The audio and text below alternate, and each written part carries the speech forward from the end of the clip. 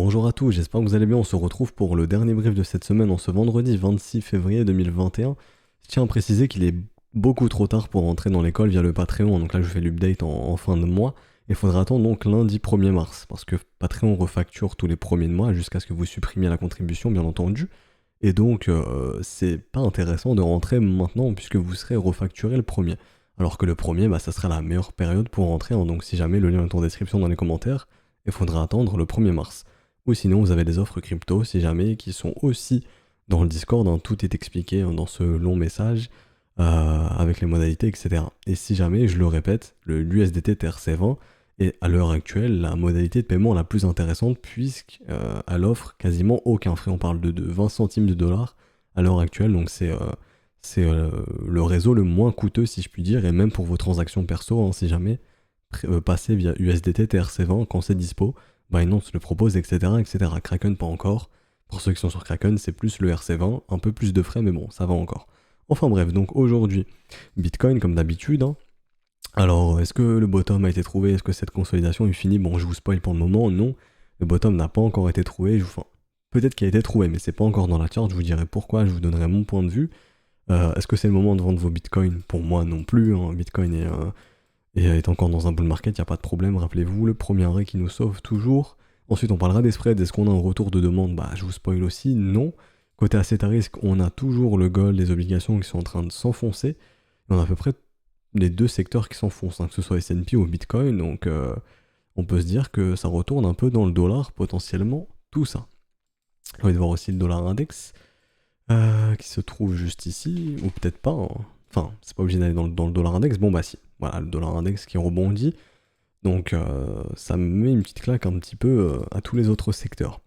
Et donc, pour finir ce brief, on parlera d'LSK, enfin pas comme d'habitude, non, on parlera d'Ether et LSK aujourd'hui, Litecoin et XRP, honnêtement, je vais pas en parler parce que ça a pas bougé. LSK, on m'a demandé une update, ça revient beaucoup en commentaire, vous êtes beaucoup à attendre une update, donc je vais vous parler d'LSK aujourd'hui. J'en avais parlé il y a quelques semaines maintenant, et donc on va commencer tout de suite avec Bitcoin. Alors, est-ce que cette consolidation est finie? Pourquoi je dis consolidation? Rappelez-vous, parce que sur le momentum, on avait une perte de momentum, donc les acheteurs ont perdu de force sur ce mouvement, ce qui traduit non pas un mouvement baissier et donc un bear market, on est reparti dans un Bitcoin qui baisse et qui baisse pendant des semaines et des mois, mais juste une consolidation. Le marché ne peut pas monter en ligne droite. On a besoin, comme je vous le dis souvent, de faire des creux ascendants dans une tendance. On a besoin d'avoir ces creux ici. Et donc on avait vu simplement que généralement le creux vient s'instaurer sur le premier arrêt ici ou dans la zone de rechargement. Pour le moment, on voit que les bulls ont du mal à instaurer un bottom ici, on arrive à faire de nouveaux plus bas encore. Donc les bulls ont un peu de mal. Donc on peut s'attendre à un petit tour dans cette zone de rechargement. Et parmi cette zone de rechargement, on a le premier arrêt. Pour ceux qui demandent, si jamais, qu'est-ce que la zone de rechargement, c'est simplement la zone 61,8-78,6 sur Fibonacci, hein, donc sur les retracements, tout simplement, ok? On me demande souvent, je vous réponds, mais si jamais tout ça s'expliquait dans l'école, si jamais avec des cours vidéo et des cours écrits, hein, donc si jamais. Alors, cette zone de rechargement se trouve un petit peu plus bas, et comme je le disais, dans une dynamique haussière, c'est simple, on fait des creux ascendants. Donc, où est-ce que les creux vont s'instaurer? Ils ne peuvent pas s'instaurer plus bas que le creux précédent, donc on ne peut pas aller sous 100% de retracement. C'est pour ça qu'on parle de zone de rechargement ici, qui est de base un concept qu'on appelle l'OTE, donc en gros l'Optimal Trade Entry, hein, donc la meilleure zone optimale d'entrée dans un mouvement tendanciel. Pourquoi? Parce que cette zone ici offre généralement le meilleur risk-reward. Ici, un trader qui suit la tendance, s'il achète simplement les creux, comment il se positionne? Simplement comme ça. Il pose un ordre dans la zone de rechargement, par exemple, où il y attend une structure à l'intérieur, ou peu importe, ici on prend un setup basique, hein, qui serait simplement de venir acheter les creux d'une tendance. Et donc cette zone lui offre le meilleur risk-reward, tout simplement. Tout ce qui est entre grosso modo 100 et 61,8, c'est très intéressant pour un suiveur de tendance. Il mettra son stop sous le creux et il targetera ensuite la prise de profit qui l'intéresse. Vu qu'on est dans une tendance, niveau probabilité, le plus probable c'est d'instaurer un nouveau sommet. Donc ici on pourrait se dire ok, on target un nouveau sommet, tout simplement. Donc par exemple 3-4 de risk-reward, et ici il suffirait d'avoir un win rate qui est assez faible, hein. Je pense que les élèves, vous comprenez un petit peu où je veux en venir quand on avait étudié la corrélation risk-reward et win rate pour savoir si un setup est rentable et qu'on n'a pas besoin de gagner 90 fois sur 100 pour être rentable. Si on a un setup qui a tant de risk-reward, on peut par exemple gagner que 30 fois sur 100 et être rentable, ok? Enfin bref. Donc techniquement, est-ce que ici on a un bottom de marché pour le moment? Non, je peux pas dire que le Bitcoin a trouvé son bottom. Peut-être qu'il a été trouvé ici, mais techniquement on aurait besoin de plusieurs choses, en tout cas pour moi. Premièrement, de retrouver un momentum bullish. Ici ce n'est pas le cas, on n'a toujours pas retrouvé de momentum bullish. Il suffirait par exemple d'instaurer un W sur le momentum. Donc par exemple ici, de venir faire ça, d'avoir un W sur ce momentum, de retrouver une dynamique haussière sur le momentum, c'est-à-dire d'instaurer creux, sommet, creux ascendant, sommet ascendant. Tout simplement. Pour le moment, c'est pas le cas. Donc les bouges ne se remontrent pas, donc les vendeurs ont toujours le contrôle du momentum, ce qui peut amener à penser à une poursuite de consolidation. Ici, c'est pareil en 4 heures et c'est pareil en daily. Donc on peut toujours s'attendre à de la consolidation. Ensuite, qu'est-ce qui me fait dire ça? Toujours aucune structure qui pourrait permettre de poser un bottom ici. Est-ce qu'on a repris une dynamique haussière ici? Pour le moment, non. Ici, sommet, creux descendant. Donc là, en 4 heures, on reprend une petite dynamique baissière. Pour avaler ça, faudrait retrouver une dynamique haussière. Creux, sommet, creux ascendant, sommet ascendant. On aura aussi l'information à ce moment-là que les bulls sont de retour sur les unités de temps plus faibles, plus petites. Pour l'instant, c'est pas le cas, donc ce qui m'amène à penser qu'on a toujours besoin de consolider, et donc on peut d'ores et déjà spéculer sur un mouvement de continuation AB égale CD, qui pourrait donc nous ramener dans cette fameuse zone de rechargement proche des 38 000 $. Et donc je le répète, sur ce fameux premier arrêt, on a bien les 37 000 $ qui peuvent nous attendre, et le premier arrêt, son concept est simple. Tant qu'on évolue au-dessus du premier arrêt, on est dans un piège baissier, donc dans un mouvement tendanciel haussier. Je vous avais montré un petit peu dans le passé comment Bitcoin réagit sur ce premier arrêt. Tant qu'il ne cède pas, vous êtes dans un bear trap, tout simplement.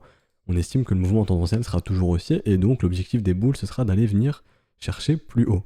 Donc ici, on voit ici en 2017, par exemple, le cycle se répète, enfin le cycle se ressemble énormément. Le cycle de 2007 avec le nouveau cycle actuel de 2021. Et on voit qu'en février, on a eu aussi un retracement sur Bitcoin, donc un piège baissier qui est venu chercher le premier arrêt pour repartir ensuite. Et ensuite, vous connaissez la chanson, premier arrêt, etc. etc.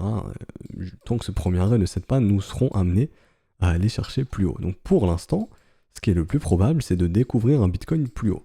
Donc ensuite, je vais parler rapidement d'order flow, et je vais vous montrer une petite data sur Glassnode. Si jamais le lien de cette chart est en description, et dans les commentaires aussi, donc vous trouverez le lien de Glassnode qui vous donne beaucoup d'informations sur les transactions, sur les deposits, les withdrawals, etc., qui peuvent permettre de savoir si les baleines sont en train de vendre, etc. Donc si jamais pour toutes ces infos, ils proposent un abonnement qui est payant, mais dans l'école, tout est offert si jamais on regarde ça très très souvent, et donc on développe des stratégies autour de ça aussi.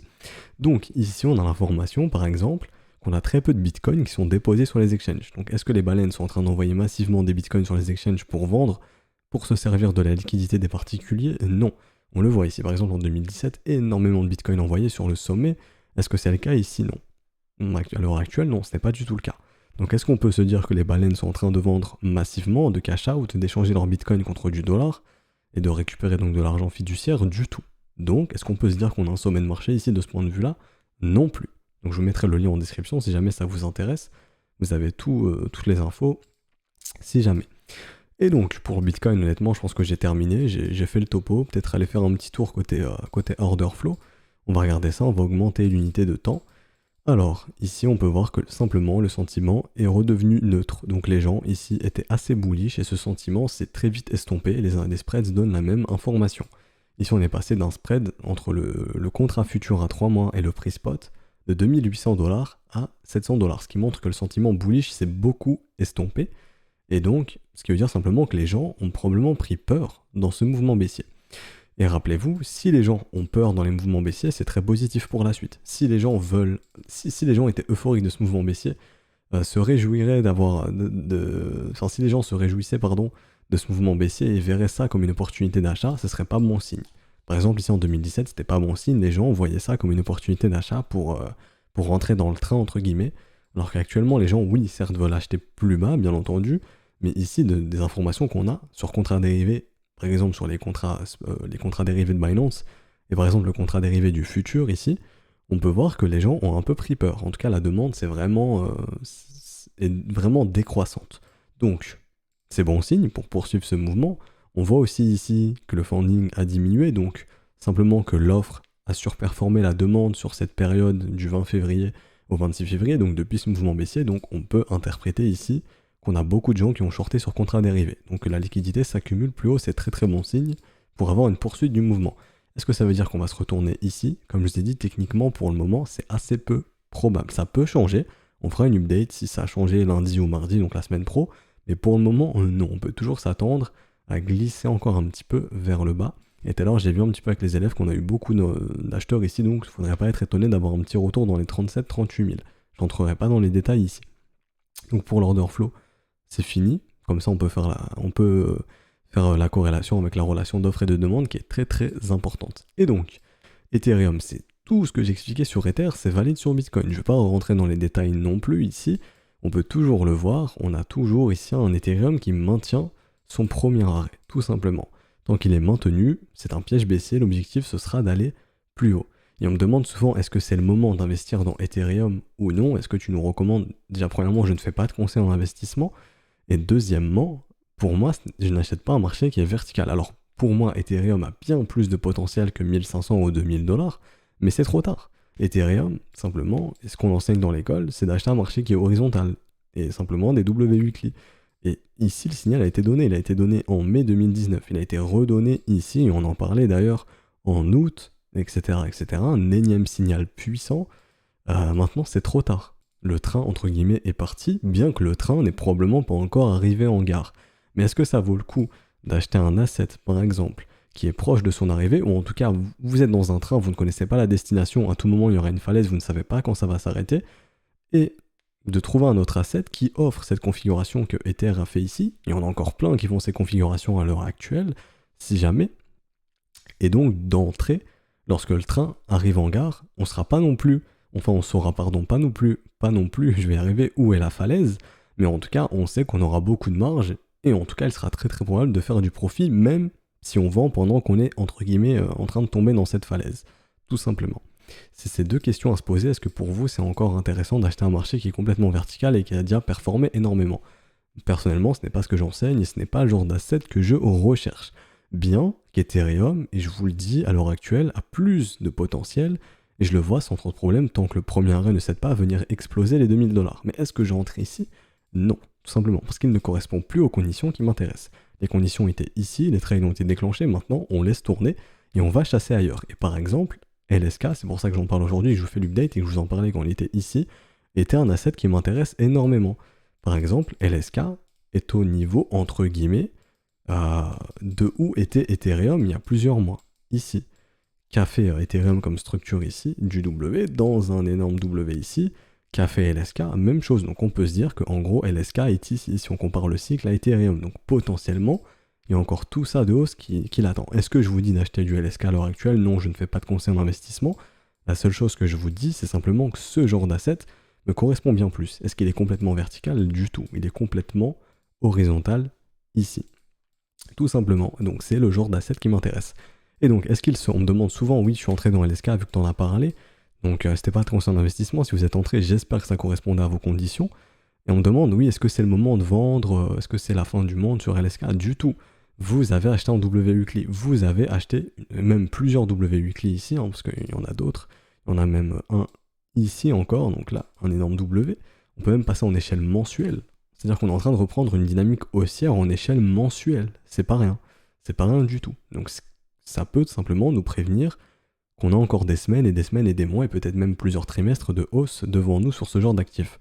Donc est-ce que c'est intéressant de vendre une structure qui instaure un bottom? Du tout. Pour moi, c'est clairement pas intéressant.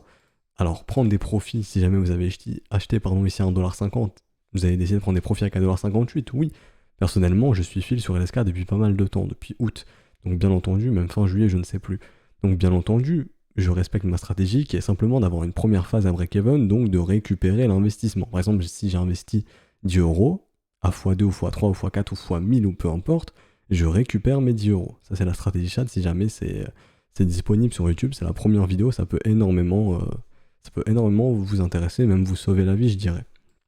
Donc, je reviens sur LSK. Est-ce que c'est intéressant de vendre un actif qui pose un W weekly en hiver en plus de ça? Parce qu'on n'a pas encore connu, généralement la grosse phase d'euphorie qui intervient au printemps où les cryptos performent énormément. Non, et comme je le vois aussi avec les élèves, on a un indice des altcoins, et on voit tout simplement qu'on est encore très très loin d'avoir connu une euphorie assez ouf.